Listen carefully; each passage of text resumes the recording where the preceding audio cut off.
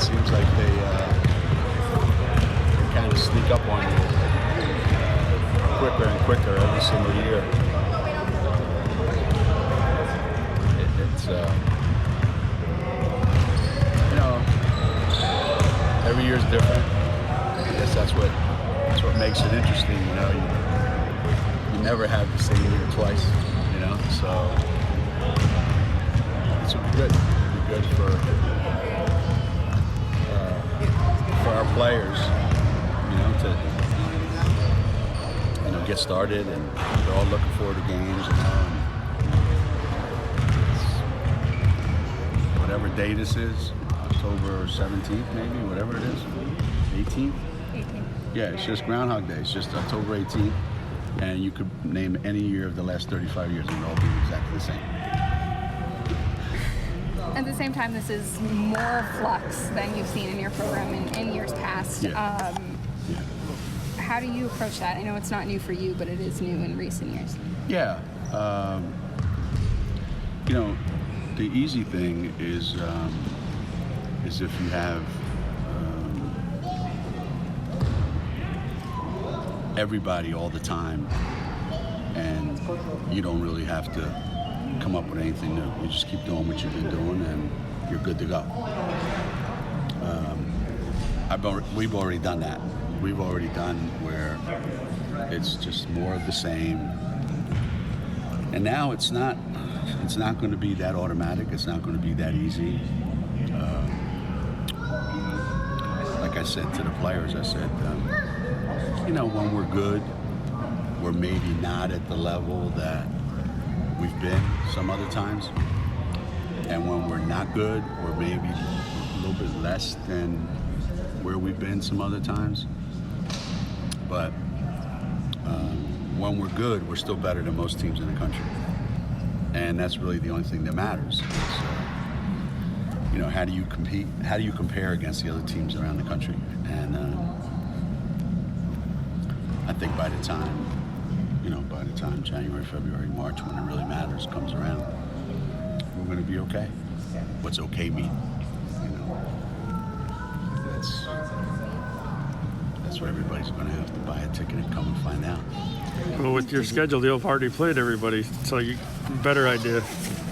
Yeah, Neil told me that we've sold a lot more tickets than any time since 2008. So I guess people are like, ooh, I want to go find out, what's going on. We have the kind of schedule that's exciting. It's tough, it's challenging. It's, the one bright spot is they're home. So there's a lot of excitement in a lot of ways, but also a lot of nervousness. And there's times when, you have to make sure that you build the players up, and then I go to practice and I have to temper their expectations when they go, yeah, we got this. And you're like, and then the next day you gotta go, come on now, we're better than that, let's go. So it's a constant tug and pull emotions, every day in practice. But it's good because as coaches, we probably already worn ourselves out. There isn't a day that we've had practice. And we've had how many practices? 5, 6, 7 or 8 maybe total, that I haven't gone home and I'm like exhausted. It's every little thing has to be addressed. There's no skipping over anything. Where does a night like first night, whatever state the program's in for you, where does a night like first night remind you, or what does it remind you? Well, it is another reminder of the passion that people have here for basketball. This is not a common occurrence at you would say the majority of schools around the country. In the middle of October, the media and the fans are talking about, basketball. It's just not, it's just not average school. We're not that. You know, we're something different when it comes to basketball. And for the kids that have been through that experience, you know, they look forward to it. They have a great time with it. Our fans enjoy it. You know, it's an opportunity for them to look and just check people out and go, oh, let me see how she looks compared to last year. Oh, I think she can do this. Oh, let me see this new kid. You know, and then go home and go, I think so-and-so is going to be great. I think so-and-so is going to be amazing. You know, yeah, we're going to win a national championship. Nobody can beat us. Look who we have. And that's what the beginning is supposed to be like, you know. I don't think any mom or dad has a baby and sits in the delivery room and looks at their kid and goes, this ain't gonna work. So there's a lot of excitement because it's brand new and it's fresh, and the fans here never fail to live up to the expectations that we have for them. Losing players like Fee and Lou, I mean, how have other players kind of stepped up leadership-wise? I know it's early, obviously, but in terms of making an impact in that department.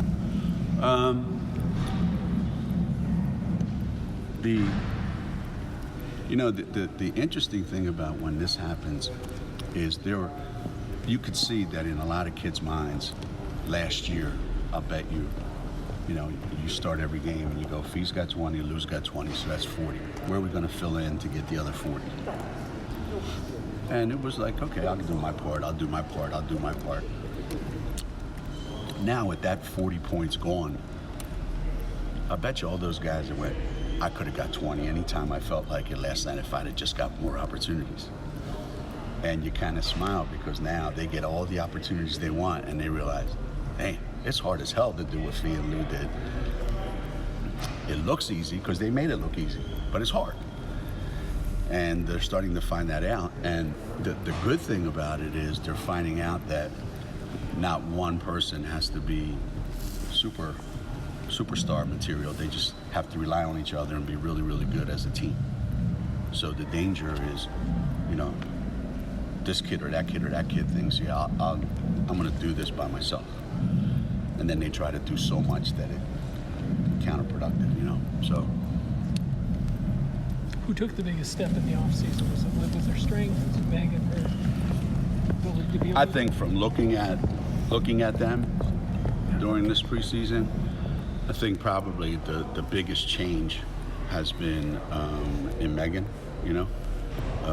changing the way she looks and the way she practices, how she's preparing, how she's thinking the game and how she's impacting the game. I would say Meg, for sure.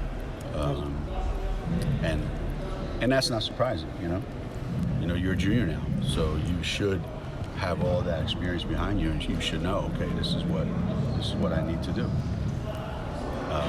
So she's had the biggest change. And Liv had some moments, and she had a great summer because she spent a lot of time, and then she spent some time, with the national team working, and now she's got to be able to do it like on a daily basis. And some days she does, some days she doesn't. So it's been a process because Liv, she's going to have to play and play a lot and do a lot for us. And Crystal didn't play all summer. She didn't do anything all summer. So she's just using this time to kind of get back into the swing of things. So yeah, everybody's in a different spot, and everybody's trying to, raise their level. You obviously have this season to worry about, but you do have your 2020 recruits here, commits here. Just looking at that class, what's exciting you so far about the potential that they'll bring next season? Well, until those guys all sign on the dotted line, I'm really not at liberty to say anything about that class. So, in general, every high school player that I've ever seen is a great high school player. And some of them actually turn out to be pretty good college players. but not all of them. So I'll just leave it that, yeah, there's a lot of really good high school players on campus. We'll see what happens from there. Huh? The newcomers, how have they kind of acclimated themselves? Draft days? You know, what's nice about the young kids is that Anna gives us something we don't have, like another shooter. She's bigger and stronger than I thought, you know, seeing her in person and up close as opposed to seeing her on film and, you know, that other stuff. She's bigger, stronger, and she's really smart. She really knows how to play. And she has a lot of that. Like, you can watch her play for 5 minutes and go, that kid played in Europe, because she just does things differently. You know? So she's going to help us a ton. And then Aubrey, you know, if you ask me how good a basketball player is Aubrey, I would tell you, I don't know, and she doesn't know. If you ask me,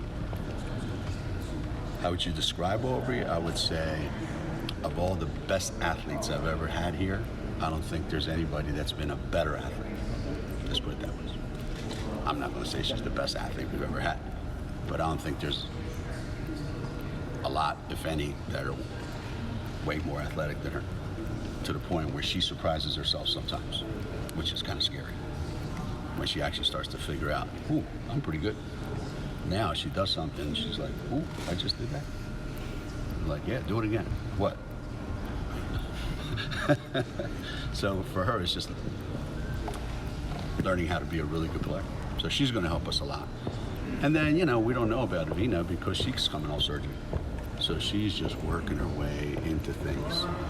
And so she's in a position where, am I going to play this year? Am I just going to practice this year? So we're waiting on that. Is my knee going to hold up throughout the whole year? You know, where am I? You know, can I trust it? So there's a lot of stuff swirling around her head right now that I would like to get settled, but unfortunately it's not. But you see some flashes of like some really good stuff. And then Evelyn. And Ev, well, Ev has really transformed her body from, you know, playing at the conference and the level that she was playing at, to be able to perform at the level that she's going to be asked to perform here. And you can tell that she's played a lot of basketball because she kind of knows certain things that you would expect her to know.